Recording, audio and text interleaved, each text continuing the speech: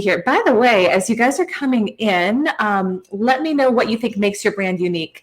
So, hey, all right, we should be live now on LinkedIn and on Facebook and on Instagram. I've got all the places going. Good morning, guys. Good morning. So excited to be here with you today and just to be having this conversation about how to uncover your uniqueness.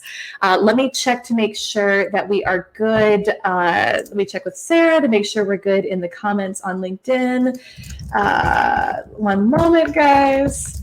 We're trying to really optimize this whole process and create lives that go everywhere. So hopefully we are good to go and good to roll here. So the conversation that I want to have with you today is really, really critically important because the biggest challenge that most personal brands face today is noise. It's there's so much competition, there's so much noise.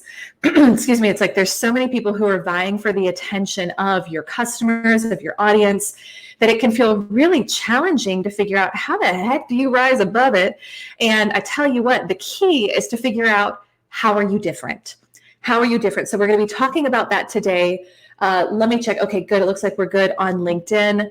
So I'm actually going to be doing a screen share for you guys today, which I know on Instagram is, you guys won't be able to see the screen share, but I promise you're still going to get, you'll get what you need from this. And if you want to hop on over and join me live on LinkedIn, on Facebook, you can see the screen share there too. So, okay, we've got Akil joining in. We've got Eric joining in. Hey guys, good morning. So glad that you're here. As you come in, let me know what you think makes your brand unique. What is that thing that you think makes you different, makes you unique, makes you stand out in the crowd? I really want to hear from you and hear what your answers are. So we are going to get super fancy today and I'm going to share with you guys some visuals that will help kind of talk through how in the world we figure this out. So should be good to see my screen. I think we're good to go here on LinkedIn and Facebook with seeing my screen. On Instagram, Mary is saying, I'm a transformation coach for spiritual career women who want to get aligned spiritually. I like it. I like the spiritual aspect, Mary, of what you're doing. And then we've got, okay, hey Vince, good morning. How are you? So I'm going to talk through how we uncover our brand's uniqueness and just a quick visual too first before we get into it of this whole challenge of separating from the crowd. There's this model that we've created called Sheehans Wall. And essentially, what it is it's a model that demonstrates the challenge of rising above the noise in your space. So there's a consultant named Peter Sheehan, and he studies brands and businesses that rise to the top of their class to see what is it that they do differently than everybody else, which I think all of us want to be studying brands and businesses like that, right? And we basically took that model and applied it to personal brands. And what Peter says is in every industry, you've got this invisible wall. And on one side of the wall, you've got people who are well-known. And then on the other side, you've got people who aren't as well-known, who are more unknown. And what's happening is on the side of the unknown, everyone wants to break through. So they see the opportunity, they see the income potential, they see the impact potential. So they want to break through. But the challenge is most of them aren't clear on some really critical questions. What problem do you solve? Who do you solve it for? What's your message? Why you? What's your go-to-market strategy going to be? And because of that, they kind of come at the wall from all these different angles. And it ends up looking like it's what we call brand dilution, but it could look like, for example, if you're a speaker, someone asks if you can speak on something business related and you're like, yes. And then they say, hey, can you speak? You get another opportunity to speak on something health related and you say, yes, I'll do it. Or you go on podcast interviews and you're talking about 20 different topics. Or maybe you decide you're going to launch a podcast and then you try that for a couple months and you don't really get traction. And then you say, you know what, I'm going to go all in on YouTube, or maybe I should just write a book. So each of these things that you try and then give up on, right? It's like you end up just bouncing back off the wall. So the key and what we want to do is figure out What is that one thing that you're going to be known for that you can go all in on in order to break through the wall? And what happens, and these are the people who build really influential brands in their space, is that you get super focused and you say, look, even though I could be known for all these things and speaking about all these things, I'm going to go all in on building my brand around one specific thing. And you hyper focus on that. And it's literally just a matter of time with enough consistency and clarity. You're going to build that momentum and that velocity to then break you through the wall onto the side of the known. So once you break through onto the other side, everything starts to change for you there. And sometimes people will ask and say, how do I know when I've broken through? On the side of the unknown, it feels like a push. It feels like you're reaching out, you're initiating contact, you're having to let people know who you are and introduce yourself. On the side of the known, though, it's a pull. This is where people are coming to you. You are at your choice of opportunities, of stages to speak on, of clients to work with. It's totally different. This is the power of building an influential personal brand. And when I think about some examples of this, let me know in the comments, are you a Gary Vee fan? Is anyone here a Gary Vee fan? You know, for years, he was the Wine Library TV guy. That was all he did. Focused, went all in on that. Now he's on the side of the known. And Gary can talk about business, New York Jets, wine, health, whatever he wants. And people listen because he's Gary Vee. Or I think about one of our clients, a podcaster named Lewis Howes. For years, Lewis was just all in on building a brand around LinkedIn and helping people connect and make introductions on LinkedIn. He focused in on that, broke through the wall, and now he hosts a top 100 podcast and again can talk about health, business, family, relationships, finance. He can host an event and have it be successful. He can launch a book and have it be successful because he is Lewis Howes. And the challenge with all of this is that we usually see people when they've broken through onto the other side, and we see them talking about everything, and we see them with social media presences all over the place and doing so many different things, and we think that's how I get there too. But it's really not. It's actually that they focused and they had the discipline and the diligence to go all in on building a brand and a reputation around one thing first before they broke through that wall and now have more of that. They're at choice as to what they want to talk about because they are who they are. So I hope that makes sense to you guys. I'm just checking real quick in the comments. Let's see here. So Eric is saying the Marriage Can Win brand is unique in many ways, but most of all that my wife and I are working together in helping to educate and empower individuals and couples to have effective communication. Awesome. And it looks like it's cut off there. Eric, by the way, really looking forward to going on your show this Friday. That's going to be a lot of fun. So let's talk about how do we break through. The key to breaking through is to figuring out what your uniqueness is. How are you different? How can you stand out in your space? So I'm going to, let me actually bump through. Here we go. So again, for those of you who are watching the screen share, the key to figuring out your uniqueness is using something we call the Brand DNA Helix. And the Brand DNA Helix is an exercise that we go through with our clients at the very start of working with them to help them figure out what their uniqueness is. The idea is that, just like you and I each have our own unique genetic DNA that makes us physically different, we also have our own unique brand DNA that makes our brand different. And you want to really figure out what this is. This is actually more important than having a quote unquote better business or a better podcast than somebody else. Better doesn't really do it today. There's always going to be somebody who's better than you and always going to be somebody who's worse than you at what you do. The key, here's a great Sally Hogshead quote for you. She says, different is better than better. It's figure out how are you different. And that can be the problem you solve for people. It can be your own personal background. It can be the method through which you solve the problem. Like one of the things that we do is more of a done with you or done for you turnkey service in a space where there's a lot of online courses. So you kind of start to get into like, what is that thing that makes you different? And there's a lot of different ways that you can be unique. But first we've got to figure out what is your brand DNA? What even makes you who you are, and that will start to give us insights into what your uniqueness is. So 6 different questions we need to get clear on in order to uncover your uniqueness. And the first is, what problem do you solve? So this is a really good time for you guys to be taking notes, by the way, if you're not taking notes. So what problem do I solve? This is actually the backbone of your personal brand. It is the most important part of your personal brand, and it's the most overlooked part of your personal brand too. A huge mistake people make with their brand is they think it's about them.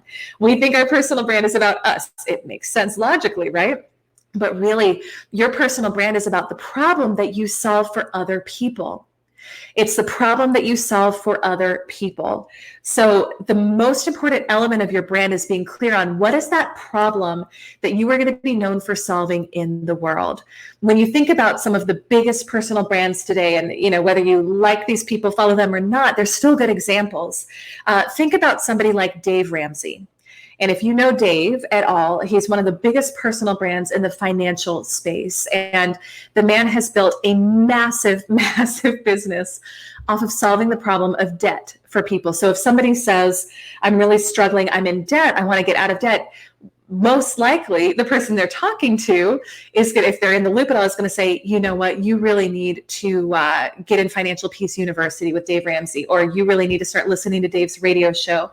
And what we want to figure out is, what is that one word problem that you are going to be synonymous with solving for people? Because people don't really care so much about what you do or what service you have to offer unless they know that it solves a problem for them. So that problem, and getting clear on that, is almost like the buy-in and the entryway for you to be able to share your solution, your unique solution to that problem.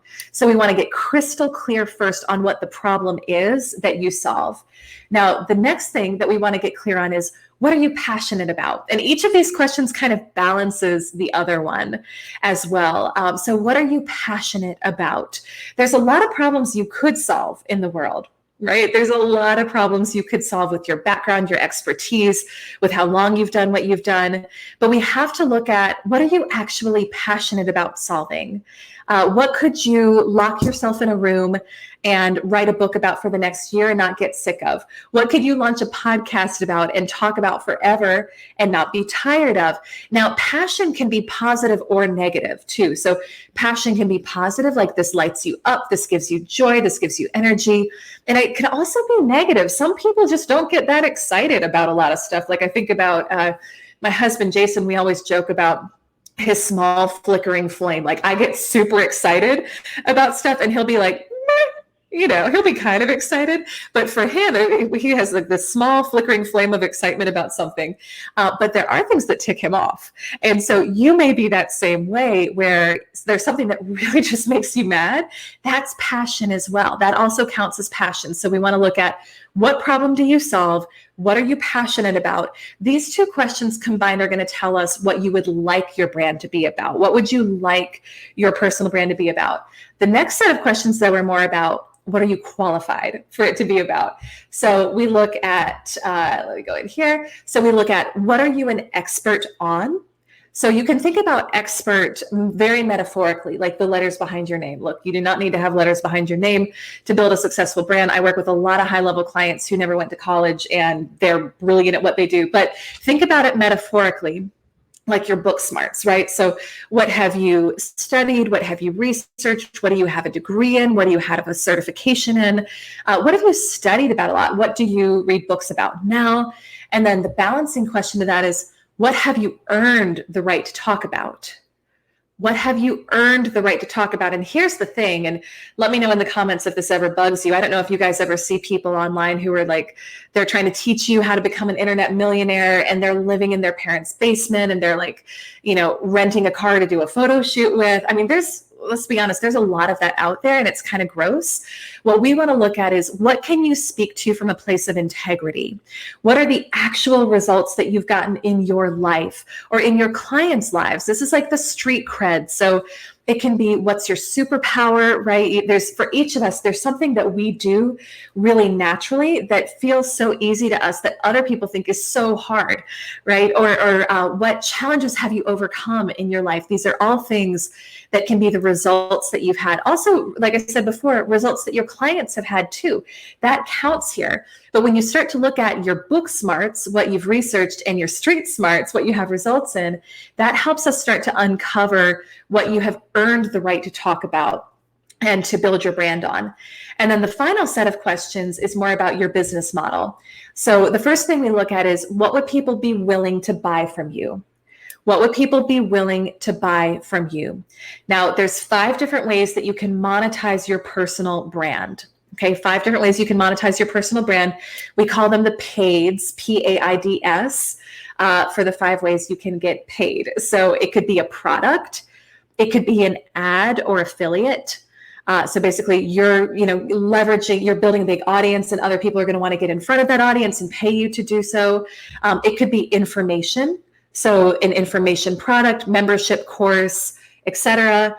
It could be deals. Think about brand deals, TV deals, entertainment deals, or finally, it could be services. So it could be, and this is where a lot of people start, coaching, consulting, speaking, training. It's the time for dollars thing.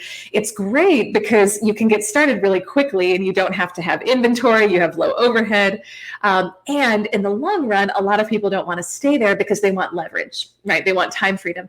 But there are these 5 different ways you can monetize your personal brand. And then the final question here is, well, what business do you actually want to be in? Because just because you can do it, it doesn't mean that it's the best way for you to spend your time. And I mentioned, one of our clients, Lewis, a little bit earlier in this broadcast.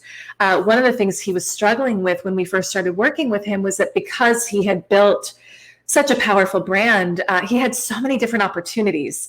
And he had, his podcast, School of Greatness, and book deals and clothing deals and, membership site, like all sorts of stuff going on. And what ends up happening is, kind of thinking back to that brand dilution, your time gets spread so thin and you don't even know what's working anymore.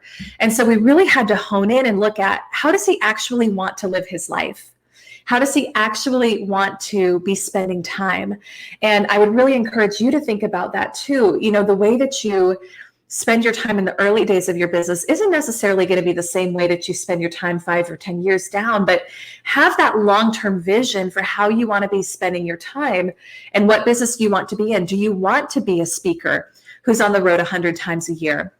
Do you want to have more time freedom where you can kind of work from anywhere? Like, really think about what works for you and how you want to be spending your time. But these are critical questions. And one of the things, this is a checklist that we run business models through when we're working with clients on building them at the beginning, is something we call dares. And we look at, it's this checklist called dares, which basically you try to run your business model through each of these things. And the more it checks off, the more time freedom you're going to have. So with any business model we look at, is it digital? Is it automated? Is it recurring? Is it evergreen? And is it scalable? So is it digital, automated, recurring, evergreen, and scalable? So you're never going to check all of those boxes because some of them don't actually work together. However, the more of those you can kind of bake in and infuse into your business model, the more time freedom you're going to have. So these are the 6 questions. What problem do I solve? What am I passionate about? What am I an expert in? What do I have results in? What would people be willing to buy from me? And then what business do I want to be in? And what we want to do there is really kind of triangulate around all of those questions. That will start to uncover your uniqueness. And there's a balance between these questions where half of them are more about, who does the world need you to be at this point? So who are you being called to be? And then the other half are more about, who were you designed to be? Why were you put on this earth? And somewhere in the intersection of these 6 questions lies your uniqueness. And especially if you're starting your business model from scratch, or maybe you're looking to expand into a new industry, I would really encourage you, go through these questions first before you start working on your target audience, because what you're selling and what you're positioning is actually going to determine who your audience is. If by going through these questions, you find that you're best positioned to sell a high level, $10,000 mastermind, that's going to be a different audience you're speaking to than if you're selling a $27 ebook for the most part. So really go through these first, and that's going to help you uncover who your audience is and how you're uniquely positioned to serve them and speak to them. So let's just check comments really quick. Mary is saying, I learned a lot from Lewis Howes. He's so great at what he does. And I think just a great model of how to build a brand really effectively. He's done such a good job with that. Let's see over here in the comments. Oh, hey, Bill, good morning. Glad you're here. Awesome. Any other questions for you all on finding your uniqueness, building your brand? And Facebook, sorry, for some reason, I'm not seeing comments. I'm using this third-party platform, and if you are commenting, I'm not seeing them, but I will get back to you. I'll check in the comments on Facebook afterwards and get back to you if you did leave a comment. But any other questions from any of you on building your brand, finding your uniqueness, the 6 questions? Really, at the end of the day, remember, it's about figuring out how are you different and how can you use that to serve other people, right? Larry Winget says the key is to find your uniqueness and exploit it in the service of others. Looks like we have over on LinkedIn, Hari is saying uniqueness, passion, and expertise. Yes, my pleasure. So glad this was helpful. Awesome, Akil. So glad this was helpful to you as well. All right, guys. Well, if there are no other questions, then I'm going to go ahead and pop off because I've got a group coaching call to lead in just a couple minutes. But thank you so much for everyone who joined this morning, Facebook, Instagram, LinkedIn. So glad you guys are here. And I'm doing these 11:30 every Wednesday morning now. So join me. We don't always do a screen share, but if you were on Instagram today, I know you can't see the screen share. So let me know if you guys like the screen share aspect. I can do more like real trainings like this for you. And then maybe you'll want to pop on to either LinkedIn or Facebook to watch the live so you can see the screen share. So, all right, guys. Well, really, really appreciate everyone who joined today. Hope this was helpful to you. And send me a DM if you have any follow-up questions. Bye for now.